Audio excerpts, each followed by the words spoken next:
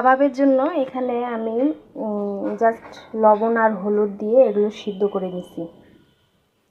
এগুলো এখানে 1 কাপ ডাল আছে, আর ঘরে থাকা কয়েকটা মাংস, গরুর মাংস টুকরা, আর একটা ডিম, আলু।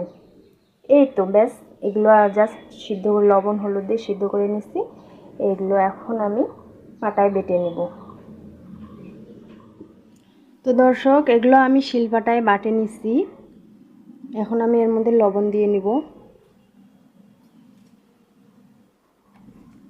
পেঁয়াজ কুচি, মরিচ, গরম মশলা,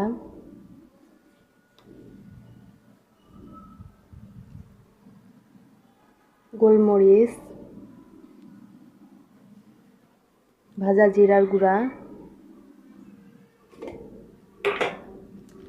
সামান্য একটু ম্যাজিক মশলা, এটা আপনারা বাজারে কিনতে পাবেন, ম্যাজিক মশলা।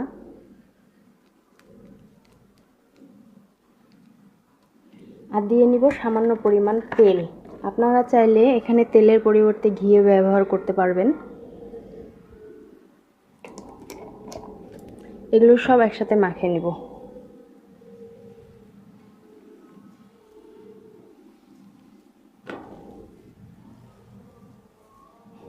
দর্শক, আপনারা, আমি কিন্তু এই মাংসটা, যেটা মাংস আমি দিচ্ছি, এটা আমার বাসায় রান্না করার মাংস, বেঁচে যাওয়া মাংস থেকে আমি এটা বানাচ্ছি। আপনারা এটা বানাতে চাইলে কাঁচা মাংস দিয়েও করতে পারবেন। কাঁচা মাংসটা জাস্ট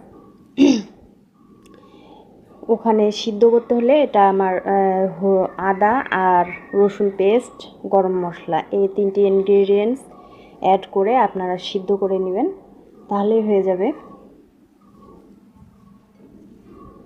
এটা আমার মাখা হয়ে গেছে। এখন আমি এটা হাতে তেল মেখে কাবাবের শেপে তৈরি করে নেব।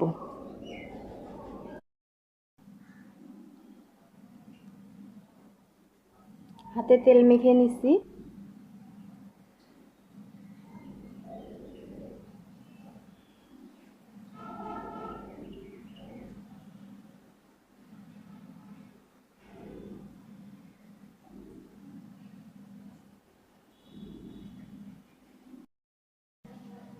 একে একে তৈরি হয়ে গেল আমার কাবাব।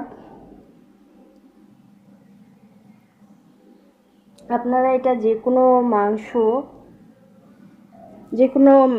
মাংস দিয়ে এটা তৈরি করতে পারেন।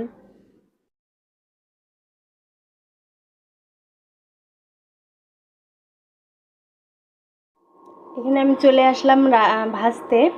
এখানে আমি প্যানে তেল দিয়ে গরম করে নিচ্ছি। একটা ডিম আমি ফেটে নিচ্ছি। ডিমটার মধ্যে আমি কাবাব দিব। ডিমটার মধ্যে আমি যে কাবাব দিব, দিয়ে এটা আমি উলট পালট করে ডিমটা লাগাই নিয়ে এটা আমি তেলের মধ্যে ছেড়ে দিব।